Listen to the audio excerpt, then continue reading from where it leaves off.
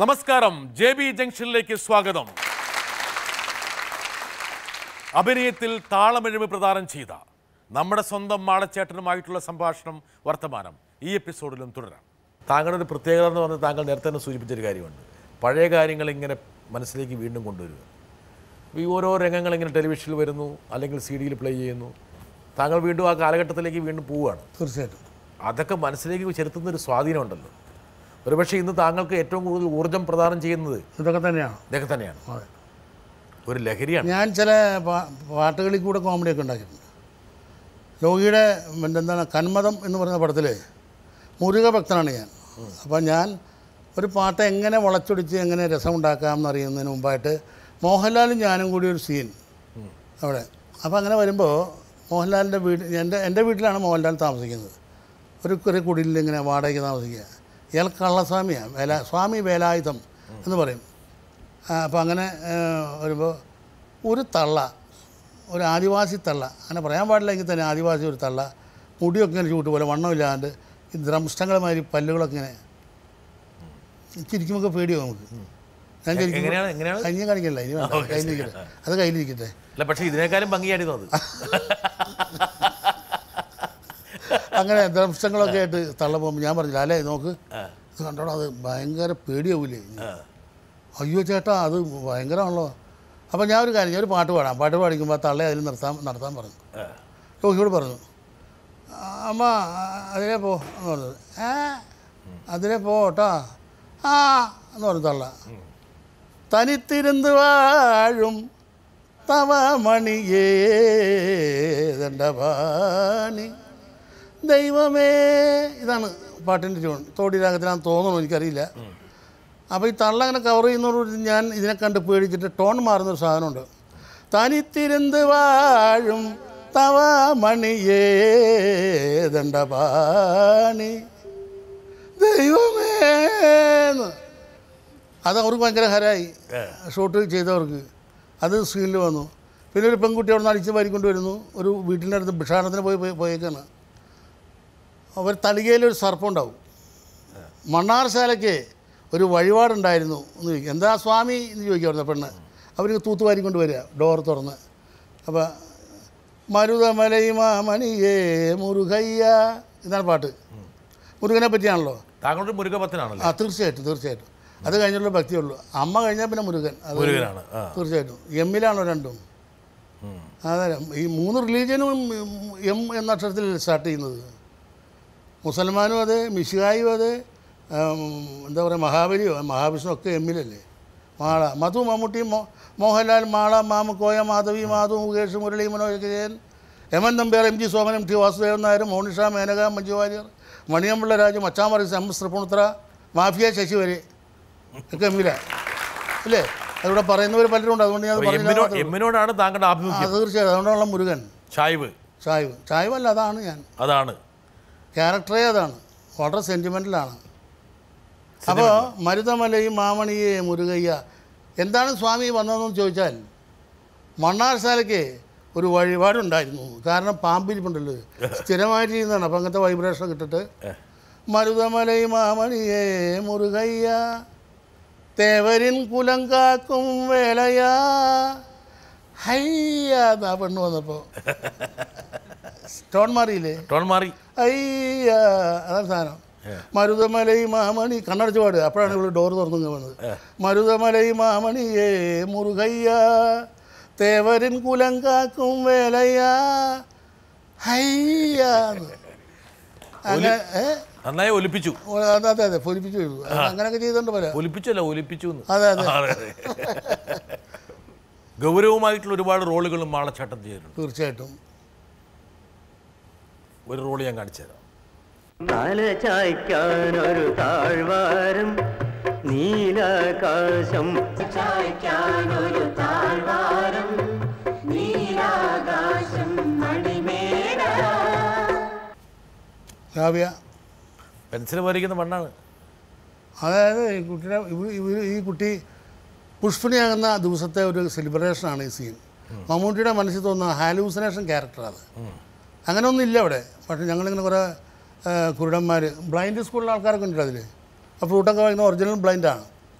അതാണ് ഞാൻ പറഞ്ഞത്. ചേനൻ എന്ന് പറയുന്ന ഒരാളെ ഒബ്സർവ് ചെയ്തിട്ട് ഞാൻ ചെയ്തതാണ്. ലോഹിനെ കാണിച്ചു കൊടുത്തിട്ട് ഇപ്പം എനിക്ക് കാണിക്കാൻ പറ്റില്ല, കണ്ണിന് ചെറിയൊരു ബുദ്ധിമുട്ടുണ്ട്. അത് കാണിച്ചു കൊടുത്തപ്പോൾ അത് നമുക്കൊരു പടത്തിൽ കയറ്റാൻ ചേട്ടാന്ന് പറഞ്ഞപ്പോൾ ഇങ്ങനെ ഒരുപാട് താങ്കളുടെ നിരീക്ഷണ പാഠത്തിൽ നിന്ന് കിട്ടിയതാണിത്. തീർച്ചയായിട്ടും നല്ല റോളായിരുന്നു അത്. നല്ല റോളായിരുന്നു, ചെറുതാണെങ്കിലും. അവർ ഡയലോഗ് എൻ്റെ 1-2 കഷ്ണം ഉണ്ടായിരുന്നു, അത് പോയി എന്ന് തോന്നുന്നു. അത് തട്ടി വീഴാൻ പോകും ഭിക്ഷാടനത്തിന് പോകുമ്പോഴേ. അപ്പോൾ ശാരദ ചേച്ചിയാണ് എൻ്റെ ഭാര്യയായിട്ട് അഭിനയിക്കുന്നത്. നിങ്ങൾക്കൊന്ന് നോക്കി നടന്നുകൂടാ മനുഷ്യ, നോക്കി നടക്കാൻ എനിക്ക് കണ്ണുണ്ടായിട്ട് വേണ്ടറി എന്ന് പറയുന്ന സാധനമൊക്കെ എന്തൊരു സെൻറ്റിമെൻ്റൽ ഡയലോഗ്സൊക്കെ ആയിരുന്നു. ഈ ഡയലോഗ് എൻ്റർ ചെയ്യുന്ന സമയത്ത് മനസ്സ് അതുപോലെ തീർച്ചയായിട്ടും പരിപ്പെടുത്തിയിരുന്നു.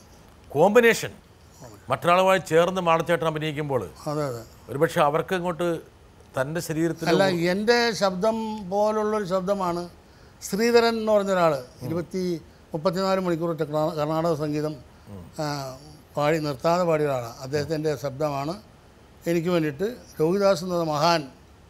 അയ്യോ, എന്തൊരു മഹാൻ, എന്തൊരു കലാകാരൻ, എന്തൊരു കഥാകാരൻ. മാടച്ചേട്ടൻ്റെ ഒരു പ്രധാനപ്പെട്ട കുറവായിട്ട് ഞാൻ കാണുന്നത് ഇൻവെർട്ടർ കോമയിലാണ് കുറവിട്ടത്. എന്തോ ഇൻവെർട്ടർ കോമയിലാണ് കുറവിട്ടത്. ഒരുപക്ഷെ ലോഹിയെ പോലുള്ള ഒരു സിനിമാക്കാരൻ, കലാകാരൻ കുറച്ചുകൂടെ കാലം ജീവിച്ചിരുന്നെങ്കിൽ ശ്രീ മാള അരവിന്ദ് എന്നുള്ള കലാകാരനിൽ നിന്ന് കുറച്ചുകൂടി സത്ത എടുത്തത്. കുറച്ചുകൂടി അല്ല, ഒരുപാടായനെ, ഒരുപാട് മേഖലകൾ താണ്ടി. താങ്കളുടെ അപൂർണതയാണ് ഒരുപക്ഷെ ലോഹിയുടെ അകാല വേർപാടിൽ പ്രതിഫലിക്കുന്നത്. തീർച്ചയായിട്ടും അതെപ്പോഴും പറയുന്നൊരു കാര്യമാണ്. ഭരതൻ, ഡയറക്ടർ ഭരതൻ അതുപോലെ തന്നെ വെങ്കലം എന്ന് പറയുന്ന പടത്തിലൊക്കെ അഭിനയിക്കുമ്പോൾ വരുന്നു. ഞങ്ങൾ പൂരങ്ങളാണെന്നാണ്. അത് ശരി. തങ്കമണിയുണ്ട്, എല്ലാവരും ഉണ്ടല്ലോ. എന്റെ കൂടെ ഒരാൾ കൂടി ഉണ്ട്, എന്റെ മൂത്ത അനന്തരവനാ, കുഞ്ഞിപ്പണ്ണിന്റെ മൂത്ത മോനാ ഗോപാലൻ. ഞാൻ എൻ്റെ ജീവിതത്തിൽ ഇത്രയും പടങ്ങൾ അഭിനയിച്ചെങ്കിലും ഇത്രയും സുഖമായിട്ട് ടെൻഷനൊന്നും ഇല്ലാതെ അഭിനയിച്ച പടമാണിത്. ഭയങ്കര ലൈവല്ലേ അല്ലേ? ഇതിന് വേറെ ചെറിയ പറ്റിയിട്ടുണ്ട്. ഞാൻ പറയാം, എനിക്കല്ല, സ്ലാങ്ങുകൾക്ക് വ്യത്യാസം വന്നു പോയി. തൃശ്ശൂർ ഫിലോമിനെ ഞാൻ മാത്രമാണ് തൃശ്ശൂർ സ്ലാങ് ഉപയോഗിച്ചിട്ടുള്ളൂ, ബാക്കിയുള്ളവരൊക്കെ സൗത്തൻ സ്ലാങ്ങാണ്. ഈ സിനിമയിൽ പക്ഷേ താങ്കളുടെ ഒരു കോമഡി ചേരുവകളൊന്നും വരാതെ തന്നെ താങ്കൾ വളരെ ഹൃദ്യമായിട്ട് ആ കഥാപാത്രത്തിൻ്റെ താളത്തിനനുസരിച്ച് തന്നെ മുൻപോട്ട് പോയി. തീർച്ചയായിട്ടും. പക്ഷെ താങ്കളുടെ ജീവിതത്തിൽ പലപ്പോഴും ഈ താങ്കളുടെ ചില ശീലങ്ങളങ്ങ് വരില്ലേ അഭിനയിക്കുമ്പോൾ? കഴിയുന്നതും വരുത്താണ്ട് ശ്രമിക്കണം. ഞാൻ മിമിക്രി ആർട്ടിസ്റ്റ് അല്ലാത്തതുകൊണ്ട് അങ്ങനെ വലിയ കാര്യമായിട്ട് വല്ല. നമ്മളിപ്പോൾ റോൾ അഭിനയിക്കുന്നു, മിമിക്രി ആർട്ടിസ്റ്റ് റോൾ അഭിനയിക്കുന്നു, ഒരു സിനിമയിൽ അഭിനയിച്ചൊരു കഥാപാത്രത്തെ അപ്പോൾ ഇടയ്ക്ക് ഒരു ഭീമൻ രഘുവൊക്കെ കയറി വരും, ചിലപ്പോൾ ചിലവർ മമ്മൂട്ടിയൊക്കെ കയറി വന്നു വരും. അങ്ങനെയൊന്നും കഥാപാത്രം പോയില്ലേ? ഞാൻ അതൊന്നും ചെയ്തിട്ടില്ല ഇതുവരെ. താങ്കളുടെ മുഖത്തിൻ്റെ ചില ചേഷ്ടകൾ, ഗോഷ്ഠികൾ, പിന്നെ ചില ഉണ്ടാക്കുന്ന ശബ്ദങ്ങൾ, ഇതൊക്കെയാണ് ഒരുപാട് കാലം പ്രേക്ഷകരിങ്ങനെ കണ്ണും കാതും കേട്ടുകൊണ്ടിരുന്നത്. എന്തായിരുന്നു നമ്പറുകൾ, പ്രധാന നമ്പറുകൾ പല നിസ്സാര കാര്യത്തിനൊക്കെ നമ്മളിപ്പോൾ ഇങ്ങനെ ഇരിക്കുകയായിരിക്കും. നമ്മളെന്തോ കാര്യം എന്ന് പറഞ്ഞു കഴിഞ്ഞാൽ ഇങ്ങനെ ഒരു സാധനം വരും, പർപ്പസായിട്ട് ഞാൻ ചെയ്തതാ. അങ്ങനെ ചില സംഭവങ്ങളൊക്കെ വരും എനിക്ക്. പിന്നെ ശബ്ദം ഭയങ്കര അതൊന്നും പറയാൻ പറ്റില്ല, അതൊക്കെ അങ്ങനെ അഡ്ജസ്റ്റ് ചെയ്യുക. ചില റോഡുകൾക്ക് വേണ്ടി ചില റോഡൊന്നും ചെയ്യാൻ പറ്റില്ല. അപ്പോൾ ഇതിൽ അങ്ങനത്തെ ശബ്ദമൊന്നുമില്ല, വെങ്കലത്തിലില്ല. പിന്നെ എന്താ പറയുക, വേറെ ചില പടങ്ങളുണ്ട്, സല്ലാപം, അതിലൊന്നും ശബ്ദങ്ങളൊന്നുമില്ല. സല്ലാപം, സമ്മാനം, ഭൂതക്കണ്ണാടി, സല്ലാപത്തിലൊക്കെ താങ്കൾ ആ കഥാപാത്രമായിട്ടൊക്കെ ജീവിച്ചു. യഥാർത്ഥത്തിൽ അതൊക്കെ നാട്ടിൻപുറത്തുള്ളൊരു കഥാപാത്രം തന്നെയാണ്. അതെ അതെ. മൂത്താശാരി ആശാരിമാർക്കൊരു കലിപ്പുണ്ടാകാനുള്ള എല്ലാവിധ ചേരുവകളിനകത്ത് കൊടുത്തിരിക്കുന്നു. അതെ അതെ, ഭയങ്കര ലൈവായിട്ട് ചെയ്തതാന്നേ. ഇതുണ്ടോ എന്ന് പറയുമ്പോൾ അങ്ങനെ തന്നെ പറയുള്ളൂ. ഇത് കണ്ടോ എന്ന് പറയില്ല. എന്തായാലും ഇങ്ങനെയൊക്കെ നടക്കണേ, ഒരാവശ്യമില്ലാണ്ട് എന്തെങ്കിലും. അയ്യോ, ഫോൺ ചെയ്യുന്നത് ശ്രദ്ധിച്ചിട്ടുണ്ടോ? ഞാൻ ഒരു പടത്തിൽ ഫോണിൻ്റെ ഫീഡ്ബാക്ക് ഇല്ലാതെ കണ്ട് ഫോൺ ചെയ്യുന്നത് എങ്ങനെയാണെന്ന് പറയാം. ഹലോ ഞാനാന്നേ എടാ ഞാനാന്ന്. എവിടെ പോ നീ? എവിടെ? അല്ല അങ്ങോട്ട് പറയിപ്പിക്കലാനും പറ്റില്ല. അത് ഒറ്റയ്ക്ക് ഇരുന്ന് ഇങ്ങനെ വലിയ പാടാണ്. അത് ജഗദീഷ് ശിവകുമാറും കൂടെയാണ് ചെയ്യണത്. അല്ലാതെ ഞാനിപ്പം മിനിഞ്ഞാന്ന് അവിടെ നിന്ന് വന്നപ്പോൾ നിന്നെ കണ്ടില്ല. എവിടെ പോയിരുന്നു? ഒരു ഫീഡ്ബാക്കും ഇല്ല. ഒരു ഫീഡ്ബാക്കും ഇല്ലാതെ അതേ സമയത്ത് ഡയലോഗ് അവിടെ പറയുന്ന പോലെ നമ്മളിങ്ങനെ അഭിനയിക്കുക. അതാണ് ഏറ്റവും ടഫാണ്. കോമ്പിനേഷൻ ഷോട്ടുകളിൽ താങ്കൾ മികച്ച നിലവാരം പുലർത്തിയിരുന്നു. വേണമെങ്കിൽ ഒരു ഇതിലേക്ക് ദൃശ്യത്തിലേക്ക് പോവാം. എന്ത് പറ്റി വേണക്കുട്ടാ എന്താ ഇത് പ്രേതബാധയല്ലോ എന്താ കാര്യം വായിക്കാൻ എന്തോ പോയെന്നാണല്ലോ പറയുന്നത് ആരെയോ മോനോട് വായിക്കാത്തോട് ഒഴിച്ചോട് കുടിച്ചോ കുടിച്ചോ എന്തായിരുന്നത് ഉച്ചയ്ക്ക് 6 മണി കേട്ടു അല്ലേ അതെന്ന് തോന്നുന്ന പടം കുറേ ആണി കൊടുത്താ വേറെ ഒരുത്തും വരുന്ന പറഞ്ഞിട്ട് അത് എനിക്ക് തന്നു ഞാൻ മേടിച്ച് കുടിച്ചു ആണി കുറക്കി പോയിട്ടുള്ള വിഷമമൊക്കെ ഉണ്ട് അങ്ങനെ ഒരു കൽപ്പനയുടെ രൂപം കണ്ടില്ലേ അന്നൊരു വീപ്പക്കുട്ടിയായിരുന്നു അതെ അതെ അതെ അല്ലേ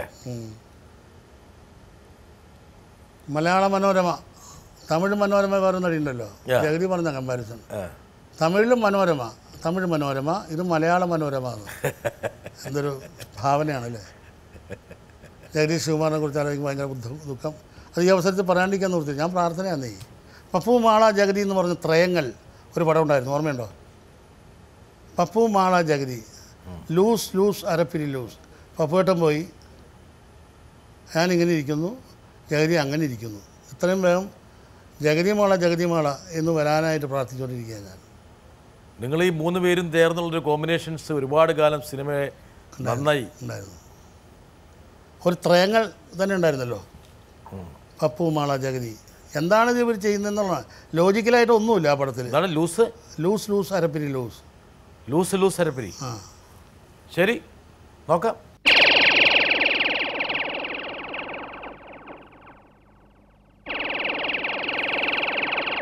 നിനക്ക് എന്ത് പറ്റിയടാ പപ്പു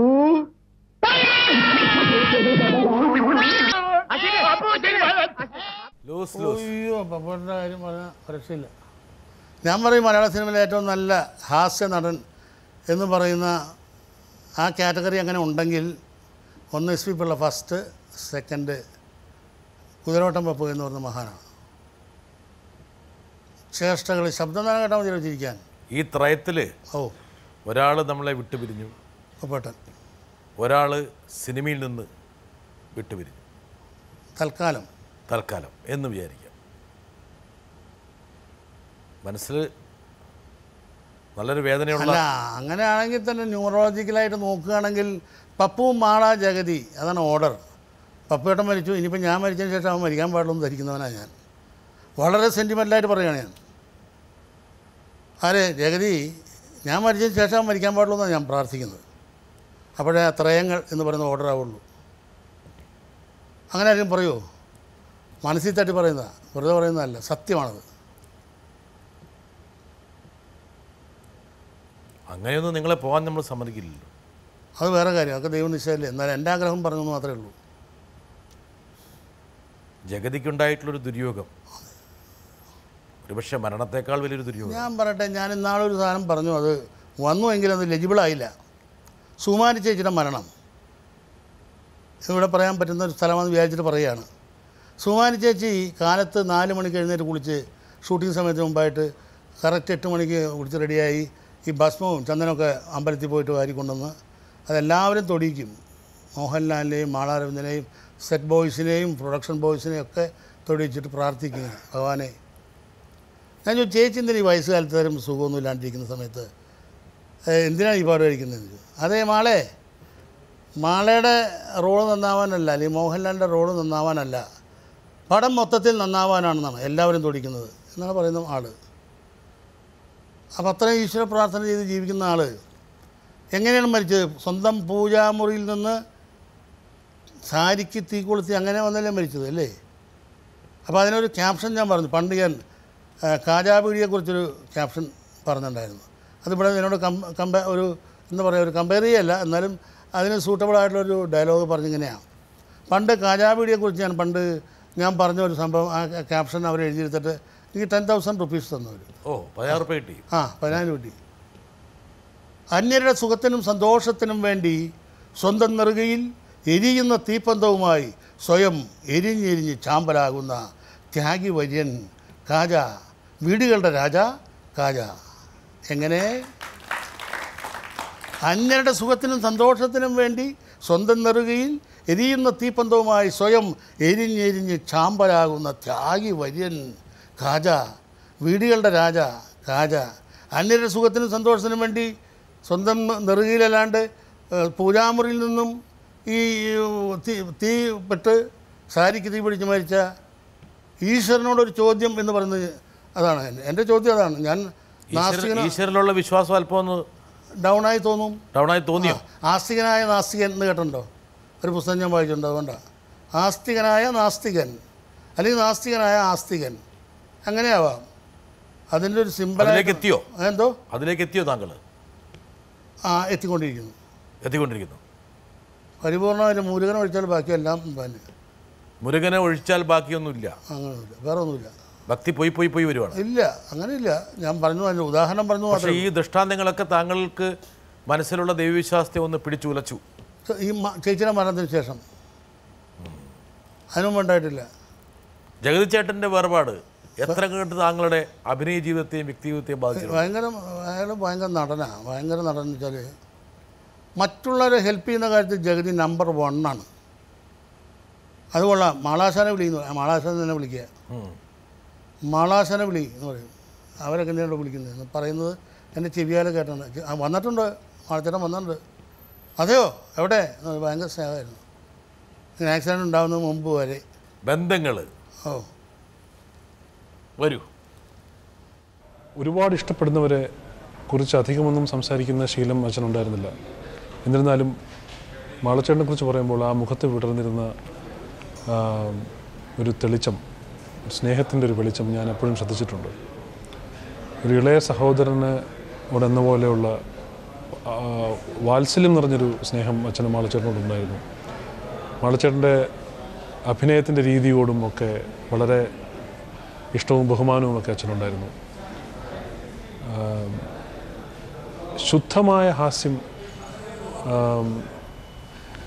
എന്ന് പറഞ്ഞാൽ ഹാസ്യത്തിൽ പൊതുവെ ഒരു കുത്തിനോവിക്കൽ എവിടെയോ ഉണ്ട് എന്നൊരു ധാരണ പരത്തും വിധമുള്ള ഹാസ്യം നമ്മൾ ഒരുപാട് കണ്ടിട്ടുണ്ട്. അതിൽ നിന്നെല്ലാം വിഭിന്നമായി ശുദ്ധമായ ഹാസ്യം, ഭയങ്കരമായ ഒരു ഒരു നന്മയുടെ ഹാസ്യം, നന്മയുള്ള ഒരു മനസ്സിൽ നിന്ന് വരുന്ന ഹാസ്യം, ഇതൊക്കെയാണ് മാളച്ചേട്ടൻ്റെ അഭിനയത്തിൽ ഞാൻ കണ്ടിട്ടുള്ളത്. ഭരത് ഗോപിയുടെ മകൻ ഭരത് ഗോപിക്ക് താങ്കളെ വലിയ ഇഷ്ടമായിരുന്നു. എനിക്കും. ഞാൻ ഷൂട്ടിങ് കഴിഞ്ഞ് പോരുമ്പോൾ അരവിന്ദൻ വിളിക്കാം, മാളെന്ന് വിളിക്കില്ല. അരവിന്ദൻ പോവല്ലേ? ഞാൻ പോട്ടെ ഏട്ടാ, നേരം കുറവായി, വയ്യ, പോകണം, തളർന്നു. പോയിട്ട് എന്നാ കാണുക? ഞാൻ വരാം ഏട്ടാ, വരാം. അതുള്ളേ എപ്പോൾ വരും? അപ്പോൾ കരയായിരിക്കും ഈ കണ്ണുകൊണ്ട്. ഈ സൈഡിൽ നോക്കിയാൽ കണ്ണിങ്ങനെ നിറഞ്ഞു പോകും. അതിന് മറ പിടിച്ചിരിക്കുന്ന മൂക്കിൽ വരടുക. അങ്ങനത്തെ ഒരാളായിരുന്നു. ഞാൻ പോരുമ്പോൾ മാത്രം കരയുന്ന ഒരാൾ. എനിക്കോ അതിലും വലുത്താണ്. മിസ്റ്റർ മമ്മൂട്ടി തന്നെ പറഞ്ഞിട്ടുണ്ടല്ലോ, അദ്ദേഹം ഇന്ത്യയിലെ നല്ല നടന്മാരിൽ നമ്പർ 1 പറഞ്ഞിട്ടുണ്ടല്ലോ അഭിനയത്തിൻ്റെ സ്റ്റൈൽ. എന്താ ഉള്ള ഭംഗി കാണാൻ, കഷ്ണിത്തലയും ഒരു വല്ലാത്ത മോഹമൊക്കെ അല്ലേ നിങ്ങൾ തമ്മിലുള്ള ഒരു കെമിസ്ട്രി. എനിക്കറിയില്ലത്. ഞാൻ എന്ത് പറഞ്ഞാലും ഭയങ്കരമായിട്ട് ആർത്തട്ടഹസിച്ചിരിക്കും. അങ്ങനത്തെ ഒരു ഞാൻ വെറുതെ അനങ്ങിയാൽ മതി, അപ്പം ചിരിക്കും. അങ്ങനെ ഒരാളും കൂടി ഉണ്ട് കേട്ടോ, നമ്മുടെ നടൻ സിദ്ദിഖ്. ഞാൻ മുൻപേ ചിരിക്കും. എൻ്റെ ഒരു എക്സ്പ്രഷൻ കണ്ടപ്പോൾ ചിരിക്കും. വെറുതെ ചുമ്മാ നോക്കിയാൽ മതി, അപ്പം ചിരിക്കും. ഞാൻ അടിച്ചാൽ മതി. എനിക്കതിനെ കാണുമ്പോൾ ഇങ്ങനെ കാണിക്കും. എപ്പോഴും കാണിക്കില്ല, അവനെ എന്നെ കാണിക്കും. എൻ്റെ അടുത്ത് ഇങ്ങനെ കാണിക്കാൻ പറയും. ഈ പഴുക്കടക്ക വീണതൊക്കെ അടയ്ക്കാൻ മരത്തിൽ അടയ്ക്കാൻ പഴുത്തിട്ടുണ്ടോ എന്ന് നോക്കിയിടങ്കിൽ ഒരു അടയ്ക്ക വന്ന് കറക്റ്റ് ഇതിൽ വീഴും. അപ്പോൾ ഉണ്ടാകുന്ന എക്സ്പ്രഷൻ എങ്ങനെ ചേട്ടാന്ന് പറയും. ഇങ്ങനെ കാണിച്ച് ഞാൻ വെറുതെ ഒരു ആവശ്യമില്ല, വെറുതെ ഗോഷ്ടി. അവൻ വെറുതെ അങ്ങനെ ചിരിക്കണം. അങ്ങനെ ഒരാൾ കൂടി രാജംബി ദേവ് കണ്ടാ ഭയങ്കര പരിക്കൻ, എന്നാലും അയ്യോ സാധുവായിരുന്നു. അപ്പം മനസ്സ് പഞ്ഞക്കെട്ടായിരുന്നല്ലോ. പിന്നെ അപ്പം അങ്ങനെ ഗോപിച്ചേട്ടൻ, അതേ രസം. ഗോപിച്ചേട്ടൻ താമസിക്കുന്ന റൂമിൽ ഞാൻ അതും കൂടി വേറെ ദേശം എന്ന് പറയുന്ന ഒരു പടത്തിൻ്റെ ഷൂട്ടിങ്ങിന് ഞങ്ങളൊരു റൂമിൽ 2 പേരും AC റൂമിൽ. ഇപ്പോഴത്തെ മറ്റേ ഭരത് ഗോപിച്ചേട്ടൻ അതുള്ള നമുക്കൊരു കാര്യം ചെയ്യണം, ഇങ്ങോട്ട് വന്നേ നീ എന്ന് വിളിച്ചിട്ട് നിങ്ങളെ 2 പേരും കൂടി ഇങ്ങോട്ട് പോരാം, വൈകുന്നേരം ഇവിടെ കിടക്കാമെന്ന്. അങ്ങനെ 3 ആളും കൂടി റൂമിൽ കിടക്കുക, മറ്റേ റൂം കാലിയായി കിടക്കുക. അങ്ങനത്തെ ഒരു സെൻറ്റിമെൻറ്റ്സ് തമാശ പറയാൻ വേണ്ടിയിട്ടാണ്. ഗോപിച്ചേട്ടൻ പോയി. അയ്യോ നഷ്ടം. എല്ലാവർക്കും ഇല്ല, എനിക്ക് നഷ്ടമാണ്. കരഞ്ഞോ? പിന്നെ ഇപ്പം കരയും ഞാൻ.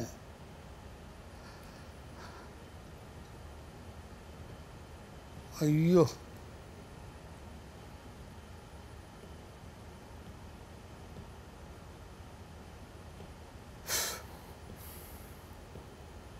കരയാണ്ടിരിക്കാൻ പറ്റില്ല. കരയാത്ത മനുഷ്യനാണോ ശരിക്കും? കരയണ്ടേ? എല്ലാം ഉള്ളിൽ ഒതുക്കിക്കൊണ്ട് വീർപ്പ് മുട്ടിച്ചാവുന്നതിലും വേഗം കരഞ്ഞു തീർക്കുക. കരഞ്ഞ് തീർത്തോ? തീർത്തിട്ടില്ല ഇതുവരെ. തീർത്തിട്ടില്ല. മരിക്കുന്നവരെയും കരയും. ഞാൻ മരിക്കുന്നവരെ. അങ്ങനെ താങ്കൾക്ക് വേണ്ടപ്പെട്ട ഒരുപാട് പേര് വെള്ളിത്തിരയിൽ നിന്നല്ല, ജീവിതത്തിൻ്റെ തിരയിൽ നിന്ന് പോയി. അനിയൻ നമ്പർ 1. അമ്മയച്ഛനും മരിച്ചിരുന്നല്ലേ സങ്കടം. സഹോദരൻ രാമനാഥൻ. അതാണ് ഏറ്റവും വലിയ ദണ്ണം എൻ്റെ ജീവിതത്തിൽ.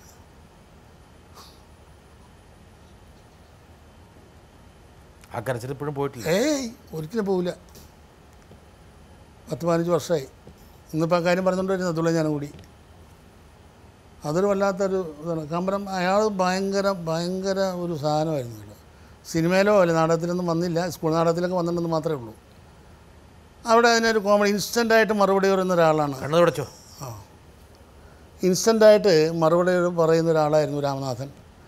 അപ്പോൾ അയാൾ വെണ്ടറായിട്ടിരുന്നു. വെണ്ടർ, ഈ സ്റ്റാമ്പ് പേപ്പർ മുദ്രപത്രമൊക്കെ വിൽക്കുന്ന ഒരാളായിരുന്നു. വേറെ ഹാർട്ടിന് സൂലായിരുന്നു. അപ്പോൾ അതുകൊണ്ട് വലിയ ഹെവി ആയിട്ടുള്ള സംഭവങ്ങളും ചെയ്യാൻ പറ്റില്ല. അപ്പോൾ ഞാനൊരു കടയിട്ട് കൊടുത്തു. അവിടെ 50,000 രൂപ ചിലവാക്കിയിട്ട് മുദ്രപത്രവും ഇതൊക്കെ ഇട്ട്. അപ്പോൾ ഒരു പൊക്കത്ത് ഒരു കടയിലാണ് ഒരു ജോസഫേട്ടൻ എന്ന് പറഞ്ഞ ആളുണ്ടായിരുന്നു. അയാളുടെ ഒരു ആധാരം എഴുതുന്ന കടയുടെ തൊട്ടപ്പുറത്തെ കടയിൽ. അപ്പോൾ ഒരുത്ത അവിടെ നിന്നൊരു ഗോൾഡ് സ്മിത്ത് ദേഹം നിറച്ച് പാണ്ടാണ്. പാണ്ട് വന്നപ്പോൾ പറഞ്ഞു ഇയാളെ കളിയാക്കാൻ വേണ്ടി എന്താ 5-ാം നമ്പർ വെണ്ടർ എന്ന് ചോദിച്ചു. അപ്പോൾ ഉടനെ ഇവൻ നല്ലത് തന്നെ പഞ്ചപാണ്ഡവർ അഞ്ചാൻ്റെ സാധനമായിരുന്നു. നർമ്മദാരത്തിൽ രാമനാഥനായിരുന്നു കൂടുതലല്ലേ? തീർച്ചയായിട്ടും സംശയമില്ല. അവൻ്റെ അടുത്ത് നിന്നാണ് വൈദ്യുതി, ഈ നർമ്മത്തിൻ്റെ വൈദ്യുതി വലിച്ചെടുത്തത്. തീർച്ചയായിട്ടും. അതുകൊണ്ടാണ് സഹിക്കാൻ പറ്റാത്തത്. അവനുണ്ടായിരുന്നെങ്കിൽ ഇതിൻ്റെയൊക്കെ ഡബിൾ കോമഡി വർക്കൗട്ട് ചെയ്തത്. ഇവരൊക്കെ പോയ ശേഷം മാളച്ചേട്ടൻ ചിലപ്പോൾ തളർന്നു അല്ലേ? സ്വല്പം. യഥാർത്ഥത്തിൽ ഈ കാലിൻ്റെ വേദനയൊക്കെ മനസ്സിൻ്റെ വേദന. തീർച്ചയായിട്ടും കാല് പിന്നെ ഈ നെർവ് സിസ്റ്റത്തിനൊക്കെ മനസ്സിൻ്റെ തളർച്ച. തീർച്ചയായിട്ടും. ഞാൻ ഓടും. ഞാൻ ഇപ്പം ഒരു പടം കിട്ടിയപ്പോൾ ഓടും. പാട്ടക്കുതിര പോലെ ഓടണം. തീർച്ചയായിട്ടും ഓടും ഞാൻ. വളരെ വേണ്ടപ്പെട്ട ഒരാൾ വീണ്ടും വരുന്നു. മാളച്ചേട്ടനോട് 2 ചോദ്യമുണ്ട്. ഒന്ന് എൻ്റെ സ്വന്തം ചോദ്യം, ഒന്ന് എൻ്റെ അച്ഛൻ്റെ ചോദ്യം. ന്യായമായിട്ടും അച്ഛൻ്റെ ചോദ്യം ആദ്യം ചോദിക്കാം. അച്ഛൻ്റെ ചോദ്യം ഇതാണ്: പണ്ട് കാലത്ത് നാടകം അഭിനയിക്കുമ്പോൾ ഒരൊറ്റ ഡയലോഗ് പോലും പഠിക്കാതെ കൂടെയുള്ള നടന്മാരെയും നടിമാരെയും വലച്ച, ആഫ്രിക്കയിൽ നിന്ന് ചാടിപ്പോന്ന് ഇപ്പോൾ മാളയിൽ സെറ്റിൽ ചെയ്ത മഹാനടൻ്റെ പേരെന്താണ്? ഒരു ക്ലൂ തരാമെന്ന് അച്ഛൻ പറഞ്ഞിട്ടുണ്ട്. ക്ലൂ ഇതാണ്: ഈ നടൻ ഏത് കോളേജിൽ ഇനോഗ്രേഷനോ പ്രസംഗത്തിനോ പോയാലും എന്തെങ്കിലും പ്രശ്നങ്ങൾ വന്നാൽ, അതെന്ത് പ്രശ്നമാണെന്ന് മാളച്ചേട്ടൻ തന്നെ പറയും, വന്നാൽ അച്ഛൻ്റെ പേര് പറഞ്ഞ് രക്ഷപ്പെടുകയാണ് പതിവ്. സന്ദർഭം വിവരിക്കുക. വല്ലാതെ പണി എഴുതിയിട്ടുണ്ട്. രവി ഞാനും കൂടെ ആയിരുന്നു പണ്ട്. ഇവൻ്റെ അച്ഛനെ ഞാൻ രവിയുടെ മകൻ ശ്രീജിത്ത്. അവനിപ്പോൾ നല്ല പണിയാണ് തന്നിരിക്കുന്നത് ഇപ്പോൾ. അല്ല അത് ഞാൻ പറയാം, കുഴപ്പമൊന്നുമില്ല. അതായത് ഒരു പെണ്ണേ അവിടെ ഞാൻ കോളേജിൽ ഗ്രൗണ്ടിലാണ് ഇതേമാതിരി ഇത്രയും വളരെ താഴത്തൊക്കെയാണ് അതിരിക്കുന്നത്. ഞാനിവിടെ ഇരിക്കുന്നു. ഇത്ര അങ്ങനെ പറഞ്ഞുകൊണ്ടിരിക്കുന്നു, ഓരോ കാര്യങ്ങൾ പറഞ്ഞുകൊണ്ടിരിക്കുന്നതിനിടയ്ക്ക് മാളച്ചേട്ടാ ഒരു തമാശ കാണിച്ചേ പെണ്ണ് പറഞ്ഞു. ഞാൻ നമ്മളെല്ലാം ചെയ്യൂലോ? അതെ ഞാൻ ചെയ്തു, പറഞ്ഞു കേൾക്കാം. മാളച്ചേട്ടാ ഒരു തമാശ പറഞ്ഞേ അല്ലെങ്കിൽ തമാശ കാണിച്ചേ എന്ന് പറഞ്ഞു. ഞാനൊരു തമാശ നടനായതുകൊണ്ട് ഈ പെണ്ണിങ്ങനെ പറയാൻ കാരണം എന്നുള്ളത് എനിക്ക് മനസ്സിലായി. പക്ഷേ ഈ സ്ഥാനത്ത് TG രവിയോ ജോസ് പ്രകാശോ വരെയാണെങ്കിൽ എന്തായിരിക്കും കുട്ടി ചോദിക്കുക? അവരാണെങ്കിൽ സ്ഥിരം ബലാത്സംഗക്കാരാന്ന് പറഞ്ഞു. അത്രേ പറഞ്ഞുള്ളൂ, അവസാനിപ്പിച്ചു. അതാണ് രവി ശ്രീജിത്ത് പറഞ്ഞതിൻ്റെ അർത്ഥം. അത് കിട്ടിയോ? എന്ത് ബാക്കി കിട്ടിയോ? അതിനെങ്ങനെയാണ് കിട്ടണത്? ഇവരെന്തായിരിക്കും പറയുക എന്നുള്ളത്. അവരാണ് സ്ഥിരം ബലാത്സംഗക്കാരാ. അടുത്ത ഡയലോഗ് പറഞ്ഞില്ല. അതിൽ നിന്ന് മനസ്സിലാക്കിക്കൂടെ എല്ലാവർക്കും? അങ്ങനെ പറഞ്ഞു. പിന്നെ രവി ഞാൻ കൂടി ഭയങ്കര കമ്മ്യൂണിക്കേഷനാണ് നാടകത്തിൽ. ആ കുഞ്ഞിൻ്റെ കരച്ചിലിൻ്റെ കാറ്റൊന്നും ഏറ്റാൽ മതി, നീ കരിഞ്ഞ് ചാമ്പലായി പോകും എന്ന് പറയുന്നതിന് പകരം ഞാൻ രവിക്ക് പറഞ്ഞു കൊടുത്താണ്. രവിനെ പഠിപ്പിച്ചതല്ല, രവി ഭയങ്കര നടനാണ്, മൂർഖനാണ്. ശരിക്കും പറഞ്ഞാൽ മൂർഖനിൽ അഭിനയിച്ച മൂർഖൻ തന്നെയാണ് TG രവി എന്ന് പറയുന്നത്. എന്നെ ഭയങ്കര സഹായിയാണ്. പണ്ട് നാടകത്തിനൊക്കെ പോയി കഴിഞ്ഞാൽ കാശുണ്ടാവില്ല, വണ്ടി കാശുണ്ടാവില്ല. രവിയാ 75 രൂപ 50 രൂപയൊക്കെ തന്നയക്കുന്നത് എനിക്ക് പട്ടിണി സമയത്തൊക്കെ. അപ്പോൾ രവിനെ മറക്കാൻ പറ്റില്ലല്ലോ. അപ്പോൾ രവി പറയും ആ കുഞ്ഞിൻ്റെ കരച്ചിലിൻ്റെ കാറ്റൊന്നേറ്റാൽ മതി, നീ കരിഞ്ഞ് ചാമ്പലായി പോകും എന്ന് പറയുന്നതിന് പകരം ഞാൻ പറഞ്ഞു രവി അത്ര ഷൗട്ട് ചെയ്യണ്ട, ആ കുഞ്ഞിൻ്റെ കരച്ചിലിൻ്റെ കാറ്റൊന്നേറ്റാൽ മതി, നീ കരിഞ്ഞ് ചാമ്പലായി പോകും, നീ കരിഞ്ഞ് ചാമ്പലായി പോകും, അതിനാണ് കൂടുതൽ ശക്തി എന്ന് പറഞ്ഞപ്പോൾ രവി അംഗീകരിച്ചാണ്. അങ്ങനെ നാടകം, തൃശ്ശൂർ നാടകം മുഴുവൻ ഞങ്ങളാണ് കളിച്ചുകൊണ്ടിരുന്നത്. എന്തോ ആഫ്രിക്കയിൽ നിന്ന് വന്ന് മാളയിൽ ആഫ്രിക്കയിൽ അവൻ പറയുന്നതല്ലേ, രവി പറയുന്നത്, അവനിപ്പോൾ ആഫ്രിക്കയിലാണ്.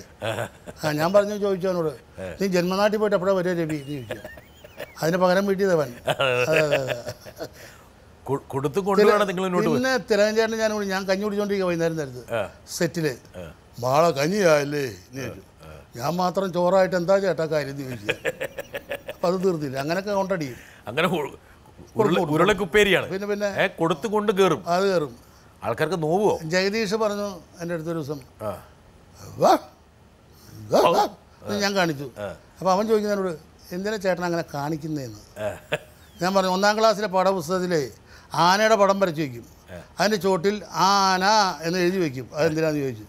അപ്പോൾ നിനക്ക് 1ാം ക്ലാസ്സിലെ പാഠപുസ്തകത്തിലെ വിവരം പോലും ഇല്ലയെന്നർത്ഥം. അത് കറക്റ്റായിട്ട് ക്ലിയർ ചെയ്യാൻ വേണ്ടിയിട്ടാണ്. ജഗദീഷ് അവിടുന്ന് വിട്ടോ? വിട്ടു വണ്ടി വിട്ടോ ഷെയ്ക്കിൽ ചെയ്തു. അങ്ങനെ കൗണ്ടർ എവിടെയെങ്കിലും അത് വെച്ച് തിരിച്ച് എനിക്കാ തൊടാൻ പറ്റില്ല എന്നെ. ജഗദീഷിന്റെ സ്വഭാവം അങ്ങനെയാ. എനിക്കറിയാം, ഭയങ്കര സാധനമുള്ളൂ. ഭയങ്കര സാധനം. ചേട്ടനും തമ്മിൽ നേരിട്ട് കാണുമ്പോഴും ഫോണിലൂടെ സംസാരിക്കുമ്പോഴും ഞാൻ പലപ്പോഴും ശ്രദ്ധിച്ചിട്ടുള്ള ഒരു കാര്യമാണ്, അന്നത്തെ കാലത്ത് സിനിമയിലും നാടകത്തിലും ഉണ്ടായിരുന്ന സൗഹൃദം ഇന്ന് വ്യത്യാസമുണ്ടോ? ഇന്നത്തെ സൗഹൃദത്തിൽ നിന്നും വ്യത്യാസമുണ്ടോ? ഉണ്ടെങ്കിൽ എന്താണ് വ്യത്യാസം? അന്ന് ആ കാലഘട്ടത്തിലുള്ള ബന്ധങ്ങളൊന്നും ഇപ്പം ഇല്ല. ഇപ്പം കാണുമ്പോൾ ഹായ് എന്ന് പറയുക, സുഖവിശേഷങ്ങളൊന്നും അന്വേഷിക്കും. പെൺകുട്ടികളാണ് ബായ് എന്നും പറയും. ബായ് എന്ന് പറയുന്ന സഹോദരന്നല്ല, അങ്ങനെ പറയില്ല. ആ ബായി അല്ല, ഏത് ബായ്? പോവാന്ന്. ശരി, ഓക്കെ അങ്ങനെ പറയും. നിങ്ങൾ സമ്മതിച്ചാലും ഇല്ലെങ്കിൽ അവർ പോകുന്ന അർത്ഥം. അതിൻ്റെ അർത്ഥം. സിനിമയിലെ ആ പഴയ സൗഹൃദങ്ങളൊക്കെ പോയി കംപ്ലീറ്റ് പോയിട്ടില്ല. അപൂർവം ചില വ്യക്തികൾ നിലനിർത്തിക്കൊണ്ട് പോകുന്നുണ്ട്. ഇപ്പം ലൊക്കേഷനിലൊക്കെ പോകുമ്പോൾ മാളച്ചേട്ടൻ എന്താ തോന്നുന്നത്? പണ്ടൊക്കെ പോകുമ്പോൾ ഒരു ഉത്സവത്തിൽ പങ്കെടുക്കാൻ പോകുന്ന പോലെയായിരുന്നു. ഇപ്പം എനിക്ക് പിന്നെ ഇത്തിരി ബുദ്ധിമുട്ടുണ്ട്, ഇല്ലയെന്ന് പറയാനൊക്കില്ല. എന്നാലും കുഴപ്പമില്ല, ഇഷ്ടംപോലെ സ്നേഹമുള്ള ആൾക്കാരുണ്ട്. തലമുറയിലെ പിള്ളേരൊക്കെ മാളച്ചേട്ടനോട് സിങ്ക് ചെയ്യുന്നുണ്ടോ? തീർച്ചയായിട്ടും. ഞാൻ എത്ര പറഞ്ഞു ജനറേഷൻ സിനിമ എന്നൊക്കെ പറഞ്ഞിട്ട്. ന്യൂ ജനറേഷൻ സിനിമ എന്ന് പറയുന്നത് എങ്ങനെയത്? അതായത് കമുകറ പുരുഷോത്തമനും KPSC സുലോചനയും പിന്നെ KS ജോർജൊക്കെ പാടിയിരുന്ന കാലത്താണ് യേശുദാസ് വരുന്നത്. ന്യൂ ജനറേഷൻ സിംഗറാണോ യേശുദാസ് എന്ന് പറയുന്നത്? അല്ലല്ലോ. ഞാൻ ദാസേട്ടനെ കുറിച്ച് പറയുന്നത് ഞാൻ പറഞ്ഞോ നേരത്തെ? എനിക്കറിയില്ല. സാക്ഷാൽ യേശുക്രിസ്തു സംഗീതവുമായിട്ട് രണ്ടാമത് ജനിച്ച യേശുക്രിസ്തുവാണ് ശ്രീമാൻ യേശുദാസ് എന്ന് ഞാൻ പറയാം. എന്തെന്താ പറയുക അതിനെപ്പറ്റി? അല്ലാണ്ട് അത് വിട്ട് എന്താ പറയാനുള്ളത്? സാക്ഷാൽ യേശുക്രിസ്തു രണ്ടാമത് ജനിക്കുക സംഗീതവുമായിട്ട്, അതാണ് യേശുദാസ് എന്നാണ് ഞാൻ പറയുന്നത്. ഇനി അതിൻ്റെ അപ്പുറം എന്ത് എക്സ്ട്രീം ആയില്ലേ? പക്ഷേ താങ്കൾക്ക് സൗഹൃദം കൂടുതലുള്ള ഗായകൻ ജയേന്ദ്രനുമായിട്ടാണ്. അതെ, തീർച്ചയായിട്ടും. അതുപോലെ തന്നെയായിരുന്നു ജോൺസൺ മാഷ്. താങ്കൾ? അയ്യോ, എനിക്ക് ഭയങ്കര ഇഷ്ടമാണ്. പുതുതലമുറയെ പ്രോത്സാഹിപ്പിക്കുന്നു. വരുന്നു ഒരാൾ സൂപ്പർ സ്റ്റാർ പദവിയിൽ നിൽക്കുന്നൊരു സമയത്താണ് ഞങ്ങളെപ്പോലുള്ള ഒന്നും അല്ലാതിരുന്ന മിമിക്രിക്കാരൻ ചേട്ടൻ്റെ കൂടെ കൊച്ചിൻ ഓസ്കർ എന്ന് പറയുന്ന ട്രൂപ്പിൽ വർക്ക് ചെയ്യുന്നത്. എനിക്കൊരു ചോദ്യം ചോദിക്കാനുള്ളത്, അന്ന് തൊട്ടുള്ള മിമിക്രിക്കാർ, അല്ലെങ്കിൽ അന്ന് മിമിക്രിക്കാരായിരുന്നു പിന്നീട് മലയാള സിനിമയിൽ വളരെ നിറസാന്നിധ്യമായി മാറിയിട്ടുള്ള ആർട്ടിസ്റ്റുകളെ കണ്ടിട്ടുള്ള ചേട്ടൻ, അവരുടെ പെരുമാറ്റത്തിൽ ചേട്ടൻ എന്തെങ്കിലും പിന്നീട് വിഷമം തോന്നിയിട്ടുണ്ടോ എപ്പോഴെങ്കിലൊക്കെ? എനിക്ക് സത്യം പറയാവുള്ളൂ. ഞാൻ സത്യം പറയുള്ളൂ. നാദർഷ ഒഴിച്ച്, സണ്ണി മൈങ്കണ്ടം ഒഴിച്ച്, രണ്ടുപേരുള്ളൂ. അവരൊഴിച്ച് ബാക്കിയുള്ളവരുടെയൊക്കെ പെരുമാറ്റത്തിൽ വ്യത്യാസങ്ങൾ വന്നിട്ടുണ്ട്. ബാക്കി എല്ലാ ആൾക്കാരും നാദർഷ ഇഷ്ടം എന്താ പറയുക, നാദർഷ മിടുമിടുക്കനായ പാട്ടുകാരനാണ്, മിടുമിടുക്കനായ കോമഡി ആർട്ടിസ്റ്റാണ്. എൻ്റെ ട്രൂപ്പിലായിരുന്നു അവർ. ഓസ്കാർ മിമിക്സ് എന്ന് പറയുന്ന ട്രൂപ്പ് ഉണ്ടായിരുന്നു എനിക്ക്. നാദർഷായിരുന്നു സ്കോർ ചെയ്തിരുന്നതിൽ. ഭയങ്കര ഹ്യൂമർ സെൻസുള്ള ആളാണ്. പിന്നെ ഒരാളും കൂടി ഉണ്ട്, അതിന് നമ്മുടെ ഏലൂർ ജോർജ് എന്ന് പറഞ്ഞു. അയാൾ മിടുക്കനാണ് കേട്ടോ. ജോർജ് മിടുമിടുക്കനാണ്. കൗണ്ടർ പറയാൻ ഇന്ന് കേരളത്തിൽ രണ്ടേ ആളുള്ളൂ. ഒന്ന് നാദർഷയും ഒന്ന് ഏലൂർ ജോർജും. അത്രയും നന്നായിട്ട് കൗണ്ടർ പറയുന്നവരാരുമില്ല. ഇവരൊഴിച്ച് ബാക്കി എല്ലാവരും ചേട്ടനെ മറന്നിട്ടില്ല. അത്ര. പക്ഷെ അവരുടെ സ്വഭാവത്തിൽ മാറ്റം വന്നു. മാറ്റം വന്നിട്ടുണ്ട്. അവരോട് പറയോ? ആര് ഞാനോ? അത് നമുക്കറിയാമല്ലോ അവരെ, പിന്നെ അവരോട് പറയേണ്ട കാര്യമില്ലല്ലോ. അവരെ നമുക്കറിയാവുന്നതുകൊണ്ട്, അവരെ കംപ്ലീറ്റ് അറിയാവുന്നതുകൊണ്ട് നമ്മൾ പറയേണ്ട കാര്യമില്ലല്ലോ. നമ്മൾ മനസ്സിലാക്കിയിരുന്നാൽ പോരെ. നമ്മളൊരു ബഹളത്തിനുമില്ല, ഒരു ചോദ്യോത്തര പങ്ക്തിക്കുമില്ല. ആ ട്രൂപ്പ് എന്ത് സംഭവിച്ചു? പിന്നെ ഓസ്കർ ട്രൂപ്പ് കുറേ കഴിഞ്ഞപ്പോഴങ്ങനെ കൂട്ടിപ്പോയി. കൂട്ടിയിട്ടില്ല, അതിന് ആൾക്കാരൊക്കെ ഉണ്ട്. കറണ്ട് പോയി, വോൾട്ടേജ് കുറഞ്ഞു. ഇപ്പോഴുണ്ടോ? ഇല്ല. ഒരാൾ അമേരിക്കയിൽ പോയി, സണ്ണി മൈങ്കണ്ട അമേരിക്കയിൽ പോയി, നാദർഷ ഇങ്ങനെ പോയി, ജോർജ് അങ്ങനെ പോയി. പക്ഷെ നാദർഷയ്ക്ക് ഇപ്പോഴും ചേട്ടൻ ഇങ്ങനെ ചെറുപ്പക്കാരെ പ്രോത്സാഹിപ്പിക്കുന്നതിൽ വളരെ മിടുക്കനാണെന്ന്. ഭയങ്കര നൊസ്റ്റാൾജിക്കലാണ് പുള്ളി എന്നോട്. പക്ഷെ നാദർഷ മാത്രമല്ല, വേറൊരാളെയും കൂടെ ഞാൻ കൊണ്ടുവരുന്നുണ്ട്. 82 ഞാൻ ആദ്യമായിട്ട് അങ്കിളുടെ കൂടെ വർക്ക് ചെയ്യുന്നത്. അന്ന് സൂപ്പർ സ്റ്റാർ ആയിരുന്നു മാളങ്ങൾ. ഒരു ദിവസമെങ്കിലും അദ്ദേഹത്തിൻ്റെ ഡേറ്റ് കിട്ടിയാൽ ഒരു പടം പൂർണ്ണമായി, പടത്തിൻ്റെ ബിസിനസ് സേഫായി എന്ന് വിചാരിക്കുന്ന സമയം. അത്ര ബിസി ആയിട്ടിരിക്കുന്ന ഒരു ആക്ടറാണ്. ആ പടത്തിൽ ക്യാമറ നോക്കി ചിരിക്കാൻ പറയും. അപ്പം ഞാൻ പറയും, എനിക്ക് ഇങ്ങനെ ചിരിയൊന്നും വരുന്നില്ല, എന്തെങ്കിലും തമാശ ഉണ്ടാലേ നമുക്ക് ചിരിക്കാൻ പറ്റുള്ളൂ, ചുമ്മാ ചിരിക്കാൻ പറഞ്ഞാൽ എങ്ങനെ ചിരിക്കുന്നത്? ഫോട്ടോൻ്റെയും മാളങ്ങൾ ക്യാമറയുടെ സൈഡിൽ നിന്നിട്ട് അദ്ദേഹത്തിൻ്റെ സ്റ്റൈലിലുള്ള ആ ഓരോന്നുണ്ടല്ലോ, അപ്പോൾ പട്ടി എന്നൊക്കെ പറഞ്ഞ് തുപ്പുക. ഞാൻ ഇദ്ദേഹത്തെ നോക്കി വീണ് കിടന്ന് ചിരിക്കും. അത്രയും ബിസി ആയിട്ടിരിക്കുന്ന ഒരു ആക്ടർ എനിക്ക് വേണ്ടി അത്രയും ക്ഷമിച്ചു. ഒരുപാട് വാത്സല്യവും സ്നേഹമായിരുന്നു എന്നോട് മാളച്ചേട്ടന്. ഉർവശി പറയാൻ കാരണം വെച്ചാൽ എതിർപ്പുകൾ എന്ന് പറഞ്ഞൊരു പടം, വേമ്പനാട്ടുകായലിൻ്റെ തീരത്ത് ഇങ്ങനെ കക്ക വാരുന്ന ഒരു ക്യാരക്ടറാണ്. അപ്പോൾ ബഹദൂർക്കയുടെ മകളായിട്ടാണ് പുള്ളി അഭിനയിക്കുന്നത്, ഉർവശി അഭിനയിക്കുന്നത്. അത് കവിത എന്നാണ് ശരിക്കും പേര്. എൻ്റെ മകളുടെ ചായ എൻ്റെ അവൾക്ക്, അതായിരുന്നു. എന്തൊരു സ്നേഹമുള്ള പെണ്ണെന്നറിയാമോ ഈ അയ്യോ എനിക്ക് വയ്യ, അത്ര ഭയങ്കര ജീവനാണ് എന്നെ.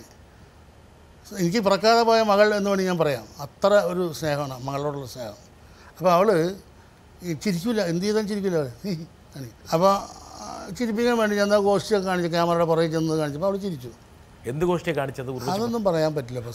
എന്തൊക്കെയോ ആട്ടോ തുപ്പോ അതൊക്കെ ഉണ്ടായിരുന്നു, തുമ്മോ എന്തൊക്കെ ചെയ്തു ഉണ്ടാവും.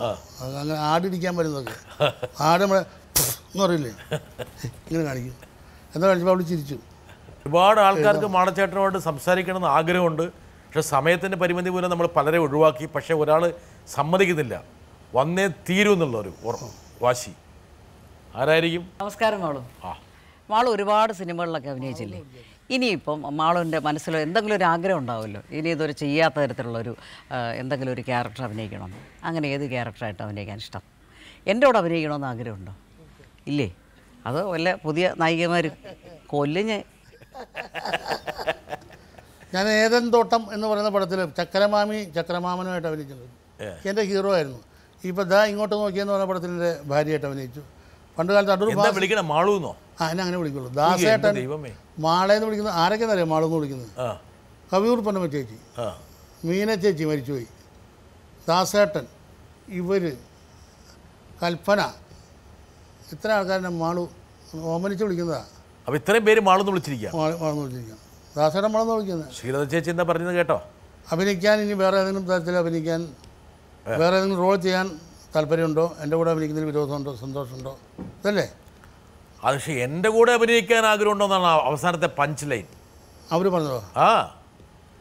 അതോ പിന്നെ അതിനെന്താ സന്തോഷമല്ലേ ഉള്ളൂ. അവർ വലിയ പിന്നെ വേറെ ശ്രീലത എന്ന് പറഞ്ഞ ദ്വയങ്ങളുണ്ടായിരുന്നു ഒരു കാലഘട്ടത്തിൽ. പിന്നെ വേറെ വല്ലവരുടെ കൂടെ അഭിനയിക്കാൻ പോയാൽ കൊല്ലുന്നും പറയുന്നു. അതെ അതെ, അതെനിക്ക് പിടിയിട്ടില്ല. അതെനിക്ക് പിടിയിട്ടില്ല. അത്ര ഇഷ്ടമാണ് അർത്ഥം. ഓഹോ, മാളച്ചേട്ടൻ നാടിന് വളരെ പ്രിയങ്കരനാണ്. എന്തോ? നാട്ടുകാർക്ക് വളരെ പ്രിയങ്കരനാണ്. തീർച്ചയായിട്ടും. എനിക്ക് മാള മഹോത്സവം എന്ന് പറഞ്ഞൊരു പരിപാടി നടത്തി അവിടെ. ടി എൻ പ്രതാപൻ എന്ന് പറഞ്ഞ ഞങ്ങളുടെ MLA. ടി എൻ പ്രതാപൻ എന്ന് പറഞ്ഞ MLA അദ്ദേഹമാണ് അതിന് ഇനിഷ്യേറ്റീവ് എടുത്തിട്ട് എനിക്ക് എൻ്റെ പേരിൽ മാള മഹോത്സവം എന്ന് പറയുന്നൊരു പരിപാടി നടത്തി. ഒറ്റയാൾ പട്ടാളമായിട്ട് നിന്നുകൊണ്ട് അദ്ദേഹം കേരളത്തിലെ കട്ടിയേ ഈ സമയത്തല്ലേ അയാൾ വരണ്ടേ? കുറേ നടന്നും കളിച്ചും ചിരിച്ചും ജീവിതത്തിൻ്റെ ഒരുപാട് പശ്ചാത്തലങ്ങളിലൂടെ എല്ലാ വർണ്ണഭംഗികൾ ആസ്വദിച്ചും കയ്പുനീര് കുടിച്ചും അതുപോലെ തന്നെ മധുരം തേന്മധുരം നുണഞ്ഞിറക്കിയും മാളച്ചേട്ടൻ രസഗോളങ്ങൾ തീർത്തുകൊണ്ടും കടന്നുപോയ ഒരാളാണ്. ജീവിതത്തിൽ ഇത്ര പടവുകൾ പിന്നിട്ടതിന് ശേഷം ഇപ്പോൾ തിരിഞ്ഞു നോക്കുമ്പോൾ മാളച്ചേട്ടന് തോന്നുന്ന വികാരം എന്താണ്? ഇനിയുള്ള മാളച്ചേട്ടൻ്റെ സ്വപ്നം എന്താണ്? ആ സ്വപ്നങ്ങളിൽ മാളച്ചേട്ടൻ്റെ വ്യക്തിജീവിതവും സാമൂഹ്യ ജീവിതവും കലാജീവിതവും ഒക്കെ അറിയാൻ അതിയായ താല്പര്യം ഞങ്ങൾക്കുണ്ട്. ഒന്ന് പറയാമോ? പ്രതാപൻ വളരെ പ്രധാനപ്പെട്ട ഇമോഷണലായിട്ടാണ് പറഞ്ഞത്. കാരണം എന്നെ ഭയങ്കര ഇഷ്ടമാണ്. ഭയങ്കര ഇഷ്ടം എന്ന് പറയാൻ പാടില്ല, തെറ്റാണെന്ന് പറഞ്ഞത്. ആര്? നമ്മുടെ ദാമോദരൻ മാഷ്. ഭയങ്കരം എന്നുള്ളതിൻ്റെ അർത്ഥം എന്താ? ഭയാനകം എന്നൊക്കെ. ഭയാനകമായ ഇഷ്ടമോ? ശരിയല്ലത്രേ. തിരിഞ്ഞു നോക്കുമ്പോൾ എന്ത് തോന്നുന്നു? തിരിഞ്ഞു നോക്കുമ്പോഴത്തേക്ക് എനിക്ക് അദ്ദേഹമാണ് മാളയിലെ MLA ആയിട്ട് വന്ന് ഇദ്ദേഹത്തിനെ കുറിച്ച് പറഞ്ഞില്ല, ഒറ്റയാൾ പട്ടാളം എന്നുള്ള നിലയ്ക്കാണ് അങ്ങേര്. താങ്കളുടെ അഭിനയ സബരിയെ കുറിച്ചാണ് പ്രതാപൻ ഓർമ്മിപ്പിച്ചത്. അത് ഞാൻ പറയാം. പക്ഷേ ഇപ്പോൾ മാള മഹോത്സവം നടത്തി ഇദ്ദേഹമാണെന്ന് പറഞ്ഞു വരികയാണ്.